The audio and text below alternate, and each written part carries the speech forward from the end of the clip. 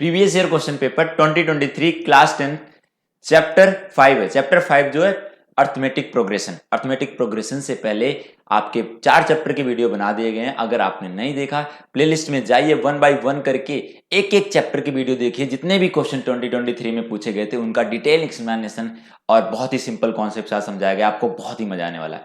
चलते हैं आज के क्वेश्चन की तरफ। Hello everyone, welcome to challenger classes. अगर चैनल पे नए हैं तो चैनल को सब्सक्राइब करना ना भूलें।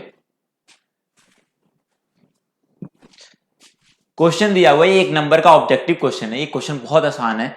आप देखिए इस पे कौन से कॉन्सेप्ट का कैसे यूज करा जाएगा, उसके हिसाब से हम समझते हैं। सबसे पहले ये बोला हुआ है कि ये जो दिया हुआ है √6, √24, √54, ये एक एपी में है। एपी क्या होता है इसको समझते हैं, फिर इसके बाद आपको फटाफट इस क्वेश्चन को समझाते हैं।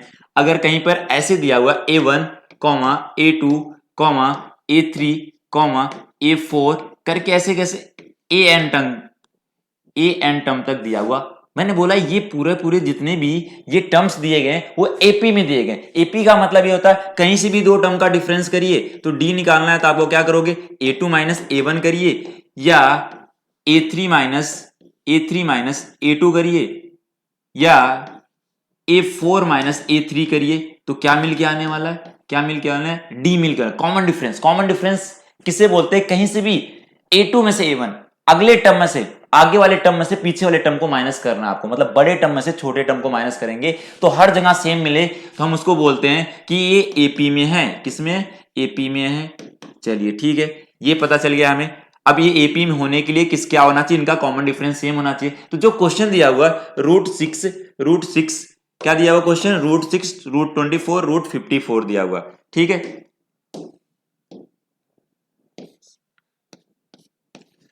√6, √24, √54 ये किस में दिया हुआ, एपी में दिया हुआ। किस में दिया हुआ, एपी में दिया हुआ। अगर देखा जाए ये पहला टर्म है A1 है, इसको A2 है, A3 है।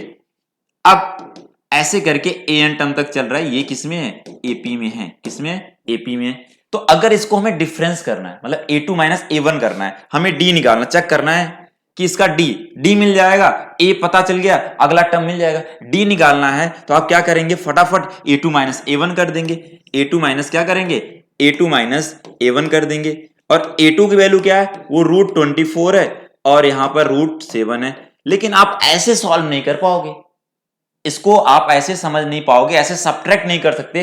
इसके लिए पहले सिंप्लीफाई करना। ऐसे आपको तो लगेगा ये तो एपी में नहीं, लेकिन पहले से क्वेश्चन एपी में दिया गया है। इसका मतलब इसको हम कैसे करने वाले, सबसे पहले उसको समझते हैं कि जो एक एक टर्म को हम पहले A1 को अगर देखा जाए, A1 इक्वल टू √6 है, क्या है, √6 है।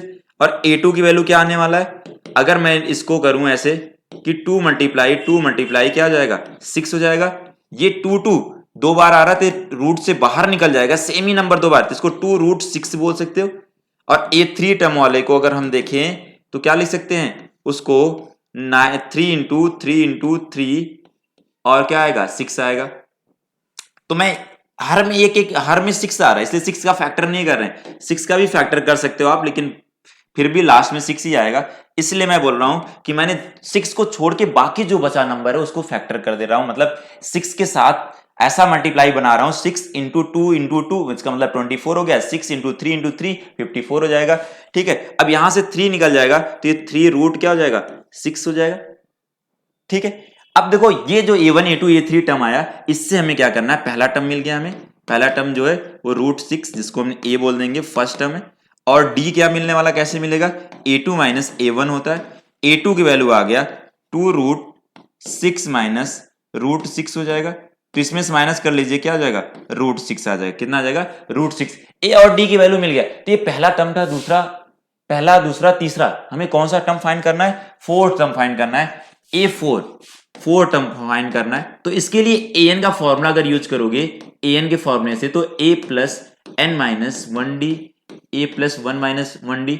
अब क्या करना है, n की वैल्यू यहां पर पुट करिए, तो n की जगह पर पुट करोगे तो 4 हो गया। अगले जगह पुट करोगे तो a प्लस क्या हो जाएगा, a प्लस 3d हो जाएगा। क्या हो जाएगा, a प्लस 3d। अब यही सेम काम करना, जितना यहां पर है ये 4 है तो इससे एक कम d के साथ रखना है। ठीक है, तो a और d की वैल्यू पुट करिए, यहां आ जाएगा √6 और d की वैल्यू भी क्या आया, वो भी √6 आया हुआ। वो भी क्या है √6। अब इसको ऐड करोगे, इसका कोएफिशिएंट 1 और ये आ जाएगा 4√6 आ जाएगा। कितना आ जाएगा 4√6। या इसको हमने रूट के अंदर ले जाएंगे तो ये 4 का 2 बार आ जाएगा, तभी तो बाहर से निकलेगा यहां से, और 6 तो था ही। अब इसका मल्टीप्लाई कर लेते हैं, इसका मल्टीप्लाई करेंगे 16 मल्टीप्लाई 6 हो गया, और इसको मल्टीप्लाई करोगे 6 और 6 में ये आ जाएगा 96। इसका आंसर क्या हो गया 96। देखो ये क्वेश्चन एक नंबर का, इसको फटाफट करने के लिए, लेकिन पूरा कॉन्सेप्ट समझाने के लिए आपको इतना टाइम लग सकता है मुझे, आपको करने के लिए 1 मिनट से कम का लगना चाहिए, जिससे आप आगे के 20 क्वेश्चन भी ऑब्जेक्टिव करने और फिर सब्जेक्टिव क्वेश्चन भी करने। आप सारा टाइम इसी ऑब्जेक्टिव में ना लगा दें कि जिससे आपका क्या हो, आगे के क्वेश्चन आते हुए छूट जाए और आपको बहुत दुख हो। ठीक है, तो क्वेश्चन करने का टाइम मैनेजमेंट भी आपको करना है, साथ साथ में हम लास्ट में क्वेश्चन पेपर के साथ साथ सैंपल पेपर जब पूरे डिस्कस करेंगे एक साथ, तो वहां भी आपको बहुत मजा आएगा। तो अगर आज का कॉन्सेप्ट आपको क्लियर हुआ तो एक कमेंट करना ना भूलें, और ये क्वेश्चन आपने दोस्तों तक शेयर करना ना भूलें, जिससे उनका भी फायदा हो सके। आज के लिए इतना है, धन्यवाद।